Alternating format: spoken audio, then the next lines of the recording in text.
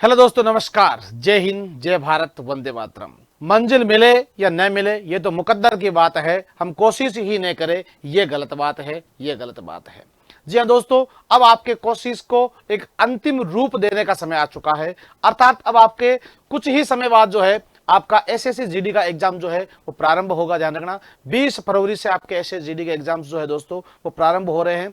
अब इस एग्जाम में दोस्तों मैं आप जैसा थंबनेल पे देख पा रहे हैं, मैं आपके साथ कुछ चर्चा करने के लिए आया हूं और वो चर्चा इस तरह की रहेगी। इस सकारात्मक सोच के साथ अपन चर्चा का विषय बना करके रखेंगे कि 2023 वर्सेस 2024, यानी 2023 में जो है एसएससी में जीडी में जो सर्वाधिक क्वेश्चन कहां से पूछे गए थे और 2024 में कहां से पूछे जा सकते हैं, जिसका अपन अनुमान लगाएंगे। ध्यान रखो आप लोग, 2023 की मेरिट और 2024 की मेरिट ध्यान रखो आप लोग। 2023 का कुछ आंकलन अपन ने डाटा जो है वो हमने जो है कलेक्ट किया है और उसके आधार पर हमने 2024 के उसके साथ में मेलजोल बिठा करके और आपके सामने डाटा लेकर के मैं उपस्थित हो चुका हूं दोस्तों। तो सभी मित्र ध्यान रखें कि 2023 में दोस्तों अगर बात करूं मैं आपके मेरिट की, ध्यान रखो आप लोग, तो इसमें दोस्तों आपको ध्यान रखना है कि एक तो बीएसएफ, सीआरपीएफ, सीआईएसएफ अलग अलग मेरिट जाती है और हमेशा मेरिट का जो दायरा तय होता है वो पेपर के, ध्यान दीजिएगा, क्वेश्चन का आंकलन के आधार पर अपन कह सकते हैं। ध्यान रखो आप लोग, पेपर का लेवल कैसा रहता है। संभवतः अपन देखते हैं कि प्रारंभ में जो जिनके एग्जाम है, प्रारंभ में एग्जाम का लेवल कुछ हल्का रहता है, फिर धीरे धीरे एग्जाम का लेवल जो है हल्का हल्का बढ़ता रहता है। लेकिन डरने की जरूरत नहीं है, वो हल्का को नॉर्मली 19-20 अपन को देखने को मिलता है, जैसे आपको टाइम भी इसके अंदर अधिक मिल जाता है। जिनका पेपर मान लो कि एक तो 20 तारीख को पेपर आ गया, एक जिसका मार्च में एग्जाम आ रहा है उसको 10-12 दिन एक्स्ट्रा मिले हैं, तो उसको लेकर के लेवल हल्का सा आपको ज्यादा मिल सकता है। लेकिन आपको इस पर डरने की बिल्कुल भी जरूरत नहीं है। ध्यान रखो आप लोग, मैं क्वेश्चन की बात करता हूं आपसे सबसे पहले कि कौन कौन से क्वेश्चन जो है सर्वाधिक अकॉर्डिंग टू जीके। अगर दोस्तों मैं आपसे बात करूं तो पिछली बार एग्जाम में हमने पूरा रेसा अगर निकाला दोस्तों सारा का सारा, तो उसमें हमने पाया कि हिस्ट्री, ज्योग्राफी, पॉलिटी और स्टैटिक जीके, ये चार पार्ट अपन जीके और जीएस का पार्ट मैं आपको अलग बताता हूं थोड़ा सा। तो सभी मित्र ध्यान रखेंगे कि जीके का जो पार्ट है इसमें सबसे ज्यादा जो क्वेश्चन आपसे पूछेंगे वो पूछ रहे हैं स्टैटिक जीके से। आपको ध्यान रखना, सेंट्रल एग्जाम की आज की गणित सबसे ज्यादा स्टैटिक जीके पर ही टिकी हुई है। अब प्रश्न आता है कि स्टैटिक जीके में क्या पढ़े। बार बार कई बच्चों के कमेंट आते हैं, सर स्टैटिक जीके में पढ़े तो पढ़े क्या। ध्यान रखो आप लोग, स्टैटिक जीके का मतलब क्या है, इन सब का मिक्स है। ध्यान रखो आप लोग, जिसमें ज्योग्राफी का पार्ट भी, पॉलिटी का पार्ट भी, हिस्ट्री का पार्ट भी, या अन्य राष्ट्रीय और अंतरराष्ट्रीय स्तर की घटनाएं भी, ये सभी मिलकर के स्टैटिक जीके बनता है। ध्यान रखो आप लोग। और स्टैटिक जीके में मैं आपको मूलतः बता देता हूं, मेन रूप से आपको किस पे ध्यान रखना है, प्रमुख राज्य और उनके लोक नृत्य, प्रमुख नृत्यों के कलाकार और नृत्यों के वाद्य यंत्र। इसके अलावा ध्यान रखो आप लोग, भारत के प्रमुख मेले और उनके त्योहार, ध्यान रखो। इसके अलावा प्रमुख देश और उनमें महत्वपूर्ण जो अंतरराष्ट्रीय संगठन है, कहां पर, जैसे यूएनओ का संगठन, यूएनओ का मुख्यालय न्यूयॉर्क में है, जैसे ध्यान रखो आप लोग, नाटो का मुख्यालय है, ठीक है, डब्ल्यूटीओ है, डब्ल्यूएचओ है, आपके अंतरराष्ट्रीय ओलंपिक संगठन है, ठीक है, फीफा का है। ये दोस्तों सारे के सारे संगठन अपन को ध्यान रखने होते हैं।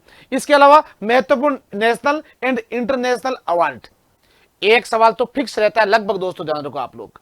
यानी कौन सा अवार्ड, जैसे नोबेल पुरस्कार है, कब प्रारंभ हुआ, किस क्षेत्र में देता है, कितनी धनराशि दी जाती है, कौन सा देश देता है, last time first time Bharat में किसको मिला था, भारत के किन किन लोगों को मिला है और वर्तमान किसको मिला है दोस्तों, ध्यान रखो आप लोग। जैसे नोबेल पुरस्कार है, ग्रैमी अवार्ड है, किस सेक्टर का अवार्ड होता है, संगीत के क्षेत्र में दिया जाने वाला होता है, ऑस्कर अवार्ड है, फिल्म के क्षेत्र में दिया जाता है, या फिर अन्य राष्ट्र जैसे कलिंग अवार्ड है, अंतरराष्ट्रीय नेहरू पुरस्कार है, गांधी पुरस्कार है, ध्यान रखो, फिर राष्ट्रीय पुरस्कार भारत रत्न है, पद्म विभूषण, पद्म भूषण, पद्मश्री पुरस्कार है, या फिर मेजर ध्यानचंद खेल रत्न पुरस्कार है, द्रोणाचार्य अवार्ड है, ज्ञानपीठ पुरस्कार है।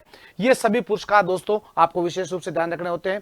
इसके अलावा अगर अपन बात करें, एक सवाल दोस्तों लगभग देखने को मिलता है अपन को पुस्तक का, कौन सी पुस्तक किसके द्वारा लिखी गई या पुस्तक लिखी गई है, उसके लेखक आपसे पूछ सकते हैं। विशेष रूप से ध्यान रखना, करंट की जो पुस्तकें हैं वो भी ध्यान रखना, और प्राचीन भारत के इतिहास की जो पुस्तकें हैं वो उसमें ज्यादा आपके एग्जाम में एसएससी में पूछी जाती है। जैसे भाई इंडिका पुस्तक किसने लिखी थी, मेगास्थनीज ने लिखी थी, अर्थशास्त्र चाणक्य के द्वारा लिखी गई, ऐसी पुस्तकें जो है उनके बारे में आपको विशेष रूप से ध्यान रखना है। इसके अलावा आपको ध्यान रखना है महत्वपूर्ण दिवस, और दोस्तों मोदी सरकार के द्वारा जो दिवस शुरू किए गए हैं, जैसे 23 जनवरी को पराक्रम दिवस शुरू किया गया है, 23 अगस्त को ध्यान रखना जहां पर चंद्रयान 3 अपना लैंड करता है चंद्रमा के दक्षिण ध्रुव पर उसको राष्ट्रीय अंतरिक्ष दिवस के रूप में मनाने की घोषणा की गई है, ध्यान रखो आप लोग। 25 दिसंबर अटल जी की जयंती जो है उसके संदर्भ में ध्यान रखो आप लोग। तो मोदी सरकार 7 अगस्त जो है भाला फेंक दिवस के रूप में।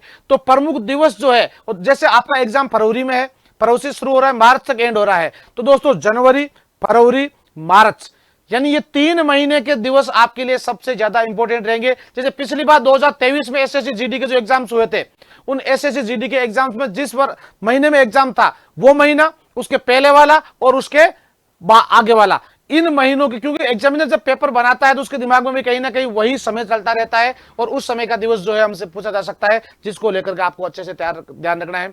अगर मैं बात करूं आपसे रीजनिंग की, दोस्तों ध्यान रखो, तो रीजनिंग में दोस्तों आपसे जो सवाल देता है क्लॉक, जैसे घड़ी के सवाल जो है वो नॉर्मली पूछते हैं, लेकिन ध्यान रखो आप लोग, कई प्रश्न जो घुमा फिरा करके प्रश्न अपन से पूछ सकते हैं, इसमें आपको ध्यान रखना है, ध्यान रखो आप लोग, ठीक है। श्रेणी क्रम है, ध्यान रखो आप लोग, जो विशेष रूप से ध्यान रखना है।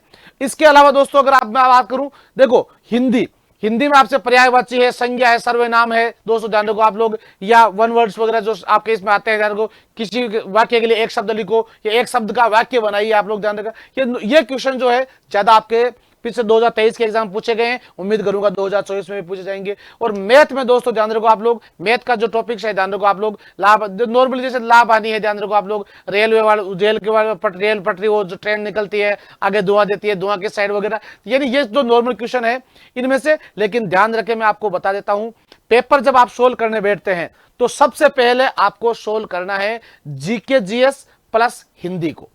पहले सीधा रीजनिंग मैथ में मत उलझ जाना, पहले उलझ गए तो एक सवाल ही आपका 15 मिनट खा जाएगा, ध्यान रखो आप लोग। उसमें अपन टाइम, क्योंकि समय की अहमियतता को अपन को समझना है, ध्यान रखो आप लोग, क्योंकि एग्जाम का खेल पूरा समय का है, ध्यान रखो आप लोग। यानी आप 12 महीने से जो मेहनत कर रहे हैं, उस 12 महीने का परिणाम जो है आपका 1 घंटे में तय होना है। इस 1 घंटे को आप लोग कैसे मैनेज करते हैं, यह आपके ऊपर निर्भर करना है। और दोस्तों अगर आपने अभी तक सीबीटी लैब में कोई पेपर नहीं दिया है, ध्यान रखो, तो एक बार पेपर देख करके आप लोग अनुभव जरूर लेवें, क्योंकि वहां पर आप फर्स्ट टाइम जाकर के सीबीटी पेपर दोगे तो वहां पर आपको कुछ समस्याओं का, दिक्कत का सामना करना पड़ सकता है। कंप्यूटर को कैसे ऑन किया जाता है, कैसे ऑफ किया जाता है, कैसे सबमिट करना होता है, ये पूरी जानकारी आप लोग जो है लेकर के जाए साथ में, ताकि दोस्तों आपके आने जो आप एग्जाम देंगे आप में एक नया कॉन्फिडेंस आएगा। दूसरा, एग्जाम से आपको बिल्कुल डरना नहीं है। पिछली बार जब बच्चे एग्जाम देकर के आए, बच्चों ने कहा सर कि मेरे इतने क्वेश्चन गलत हो गए, मैं एग्जाम सेंटर पे थोड़ा लेट पहुंचा था इसलिए तो हड़बड़ाहट रही थी मेरे। ऐसा आपको बिल्कुल नहीं करना है। एक तो बिल्कुल डरना नहीं है, एग्जाम को लेकर तैयारी करते हैं डर जरूर रहता है, लेकिन आपको अपने डर को अपने ऊपर इस कदर हावी नहीं होने देना है कि आपका पेपर बिगड़ जाए। इसलिए आपको विशेष रूप से अपना कॉन्फिडेंस रखना है, मन में विश्वास रखना है कि हां इस बार मैं जीत करके आ रहा हूं और इस बार मैं एसएसजीडी को क्रैक कर रहा हूं, इस विश्वास के साथ में पेपर देना है। और दोस्तों मैं तो आपको हमेशा कहता हूं कि सफलता मिलेगी तब तो कुछ सोचना ही नहीं है, लेकिन सफल नहीं हुए तब क्या करना है। तो एक मन में जो डर है, मन में एक वहम है, मन में जो एक चिंता रहती है, वो असफलता की रहती है, हमेशा ध्यान रखो आप लोग। तो असफलता निश्चित रूप से ध्यान रखना, इतने फॉर्म भरे गए हैं, इतनी पोस्ट है, तो सारों का सिलेक्शन कदापि संभव नहीं होता। इसलिए अपन को अपने माइंड सेट अपना जो है वो भी अपने को निर्धारित रखना है कि किसी भी एवज में अगर मैं असफल हुआ तो ध्यान रखना ये कोई अपना अंतिम एग्जाम नहीं होता है। ये तैयारी जो आपने की है, ये तैयारी आपके हर एक एग्जाम में काम आने वाली तैयारी है। इसलिए आप लोग बहुत अच्छे से मेहनत करें, बहुत अच्छे से तैयारी करें।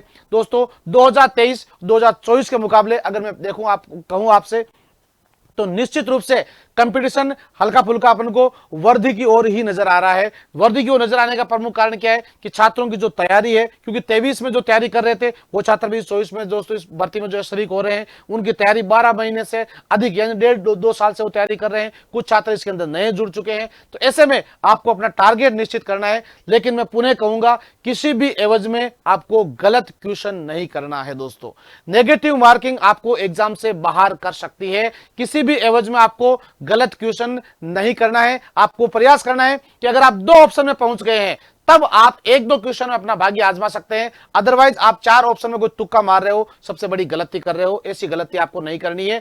23 का एग्जाम देने के बाद बहुत सारे छात्र हमारे पास आए कि सर मेरे 5 सवाल, मेरे 10 सवाल, मेरे 12 सवाल गलत हो गए, वरना मेरा सिलेक्शन हो जाता। तो आपको ये गलती नहीं करनी है। आपको गलत क्वेश्चन नहीं करना है। जितने क्वेश्चन आ रहे हैं उतने क्वेश्चन आपको बहुत ही अच्छे से, बहुत ही शिद्दत के साथ में हैंडल करने हैं। और उसके बाद दोस्तों आपको जो नहीं आ रहा है उसको आपको छोड़ना, यह भी एक बड़ी ताकत होती है कि क्वेश्चन को कैसे छोड़े। तो ट्यूशन को आप आराम से छोड़ देवें, उससे आगे निकल जाएं भाई, ध्यान रखो आप लोग। तो इस बार दोस्तों आप लोग जीत करके आएंगे, आप लोग एसएससी में सिलेक्शन लेकर के आएंगे, ऐसी कामना के साथ में पुनः आप सभी को बेस्ट ऑफ लक दोस्तों। इस बार आपको जीत करके आना है और आप लोग में पूरा विश्वास है, मैं आश्वस्त हूं इस बात के लिए, इस बार आप लोग सिलेक्शन लेकर के आ रहे हैं। तो दोस्तों पुनः जय हिंद, जय भारत, वंदे मातरम। केवल सपना नहीं, ये साकार होने वाला सपना है। सपने वो नहीं जो आप सोते हुए देखते हैं, सपना वो होता है जो आपको सोने नहीं देता है, ध्यान रखो। और वास्तव में अब आप भी आपके रातों की नींद उड़ी हुई है, क्योंकि एग्जाम बिल्कुल सिर पर है। तो बिल्कुल आप लोग इस 2024 में एसएसजीडी के एग्जाम को क्रैक करेंगे, ऐसी कामना के साथ में मैं श्री चरण दोस्तों पुनः आप सभी का उत्कर्ष परिवार की तरफ से बहुत बहुत स्वागत और अभिनंदन करता हूं। पुनः आप सभी को बेस्ट ऑफ लक।